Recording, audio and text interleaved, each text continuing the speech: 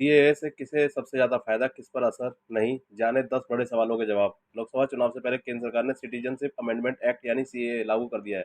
राष्ट्रपति ने 12 दिसंबर 2019 को इससे जुड़े बिल को सहमति दी थी, जिसके बाद वो एक्ट बन गया। हालांकि देश भर में इसके खिलाफ हुए प्रदर्शन की वजह से एक्ट को लागू नहीं किया जा सका।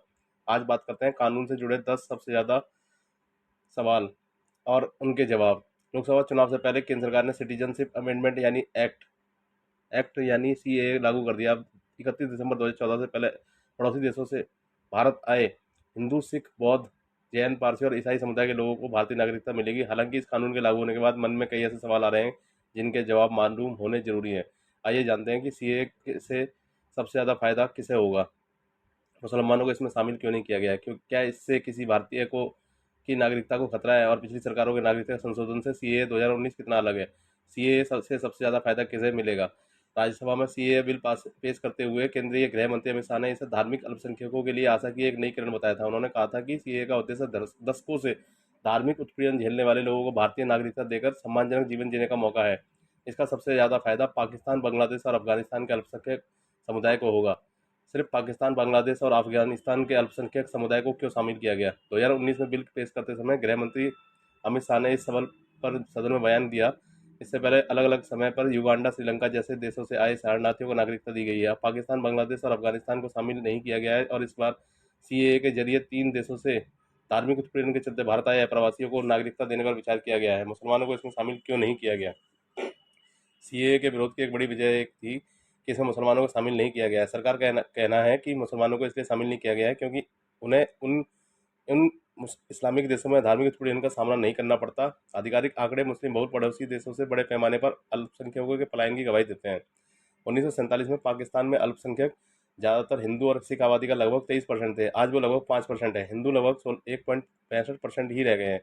इसी तरह 1971 में जब बांग्लादेश बना तब हिंदू आबादी का 19% थे। 2016 में वो केवल 8% ही थे। नागरिकता पाने के लिए क्या समय सीमा तय हुई है। ऐसा नहीं है कि सीएए के जरिए कोई भी अवैध तरीके से आया व्यक्ति भारतीय नागरिक बन सकता है। 31 दिसंबर 2014 के बाद गैर कानूनी तरीके से पाकिस्तान, बांग्लादेश और अफगानिस्तान से भारत आए गैर मुस्लिम अल्पसंख्यकों को नागरिकता नहीं दी जाएगी। इन अवैध अप्रवासियों को इस तरह वन टाइम बेसिस पर नागरिकता दी जाएगी। इसके बाद किसी को नागरिकता चाहिए तो उसे सिटीजनशिप एक्ट ऑफ 1955 के प्रोसेस का पालन करना होगा। अल्पसंख्यकों को नागरिकता हासिल करने में कौन सी छूट मिलेगी। सीएए एक्ट 3 देशों से आए अप्रवासियों को नेचुरलाइजेशन तरीके से नागरिकता हासिल करने की सुविधा देता है। नेचुरलाइजेशन तरीके में व्यक्ति को कुछ योग्यताओं को पूरा करना पड़ता है, जैसे व्यक्ति को पिछले 12 महीने और पिछले 14 सालों में कम से कम 11 सालों तक भारत में रहने या केंद्र सरकार की सेवा देना जरूरी होता है। नागरिकता संशोधन अधिनियम 2019 में अवैध प्रवासियों के भारत में निवास का समय 11 साल से घटाकर 5 साल कर दिया गया है।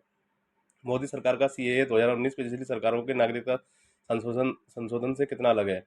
केंद्रीय गृह मंत्री अमित शाह ने राज्यसभा में कहा था कि पिछली यूपीए सरकार ने केवल 13,000 हिंदू और सिखों को नागरिकता दी थी, जबकि मोदी सरकार हिंदू और सिखों सहित 6 प्रताड़ित अल्पसंख्यकों को नागरिकता का अधिकार दे रही है। उन्होंने यह भी बताया कि पिछले 5 सालों में पाकिस्तान, बांग्लादेश और अफगानिस्तान के 560 से ज़्यादा मुसलमानों को नागरिकता दी गई है। क्या सीएए से भारतीय की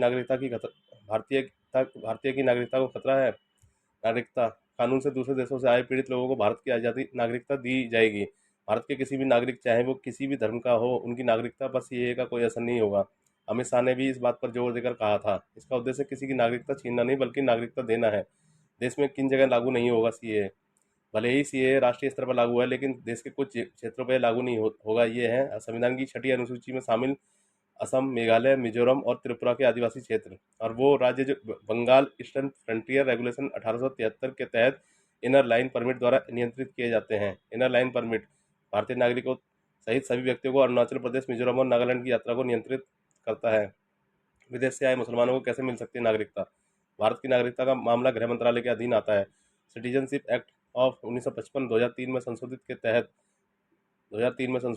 के तहत कोई व्यक्ति 4 तरीकों से भारतीय नागरिकता प्राप्त कर सकता है। उदाहरण के लिए जन्म और वंश के आधार पर, यानी माता पिता में से किसी एक के भी भारतीय होने पर उनके बच्चों को भारत की नागरिकता मिल सकती है। और इसके अलावा नेचुरलाइजेशन और रजिस्ट्रेशन के जरिए नागरिकता हासिल की जा सकती है। नागरिक बनने के बाद क्या होगा। आवेदन करके नागरिकता हासिल करने के बाद व्यक्ति को देश के प्रति निष्ठा की शपथ लेनी होती है, जिसमें वो घोषणा करता है कि वह कानून द्वारा स्थापित भारत के संविधान के प्रति सच्ची आस्था और निष्ठा रखेगा, और वे ईमानदारी से भारत के कानूनों का पालन करेगा और भारत के नागरिक के रूप में अपने कर्तव्यों को पूरा करेगा।